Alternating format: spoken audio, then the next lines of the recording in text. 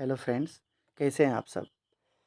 तो आज हम लोग बात करेंगे कि आदर्श विद्यालय जो है, उसमें जो इंटरव्यू होने वाला है 12 तारीख से, उसमें किस प्रकार का क्वेश्चंस आप लोगों को फेस करना पड़ेगा।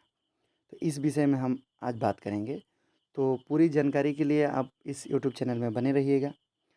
मैं कोशिश करूँगा कि इस वीडियो के थ्रू आपका कुछ हेल्प हो सके, ताकि आपका जो सिलेक्शंस है वो हो जाए।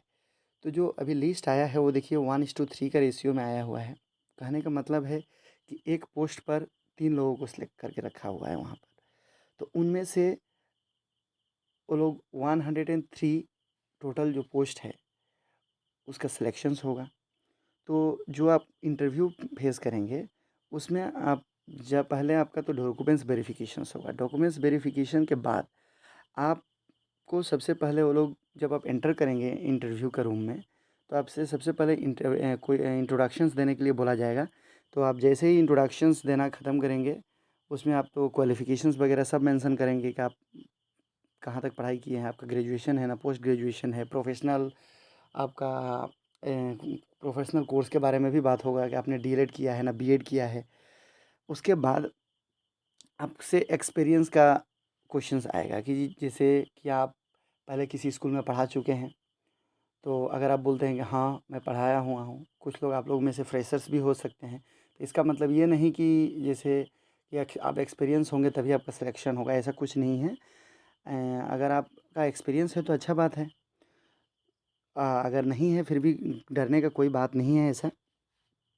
तो जो जेन्युइन है, जो सही है, आपको वही बताना है वहाँ पर। कहने का मतलब है अगर आपका एक्सपीरियंस है तभी आपको बताना है कि हाँ एक्सपीरियंस है। अगर आपका एक्सपीरियंस नहीं है तो आप मत बताइए, कोई दिक्कत नहीं है। आप बोलिए कि हाँ मेरा एक्सपीरियंस नहीं है।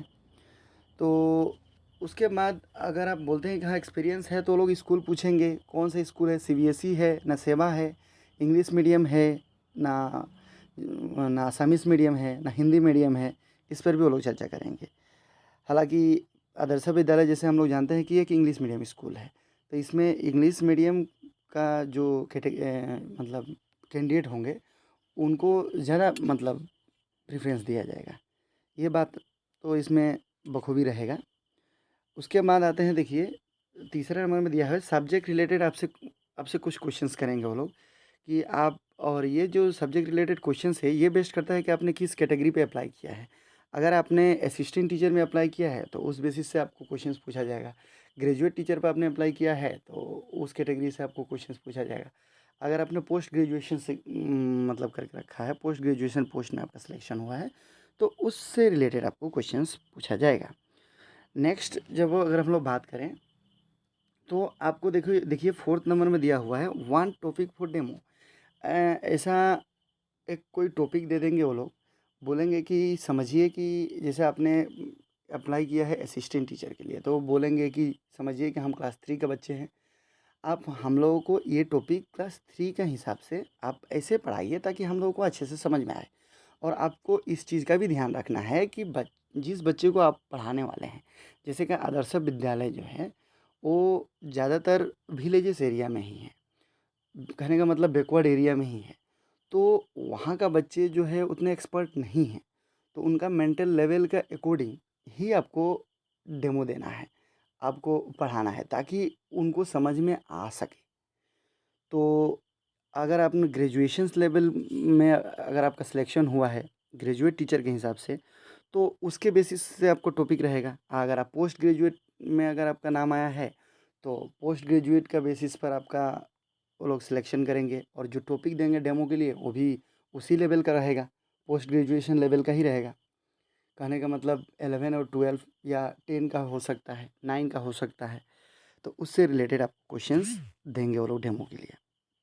नेक्स्ट जो आएगा क्वेश्चंस वो आपका बीएड है या डीएलएड है, जो आपका प्रोफेशनल क्वालिफिकेशन है उससे रिलेटेड भी क्वेश्चंस पूछेंगे। जैसे आप पकड़ लीजिए ब्लूम टैक्सोनॉमी से क्वेश्चंस आपके पास आ सकता है। और आप लेसन प्लान में जो स्टेप्स होते हैं उनसे रिलेटेड क्वेश्चंस पूछ सकते हैं आपको। और जैसे पकड़ लीजिए और कुछ टॉपिक्स होता है, जैसे इंक्लूजन एजुकेशन क्या है, ये भी पूछ सकते हैं। तो इस प्रकार से कुछ क्वेश्चंस पूछेंगे। और जैसे कुछ लोग कुछ स्टूडेंट होते हैं डिसेबल्ड होते हैं, फिज़िकली डिसेबल्ड होते हैं, उनसे आप कैसे डील करेंगे? उनको आप कैसे पढ़ाएँगे? इस पर भी क्वेश्चंस पूछा जा सकता है। तो आपको घबराना नहीं है, आप इन सब टॉपिक को ध्यान से देख लीजिए और इस पर थोड़ा प्रिपरेशंस करके रखिए। और जहाँ तक सब्जेक्ट नॉलेज का बात है, वो उसमें तो आप एक्सपर्ट हैं ही हैं।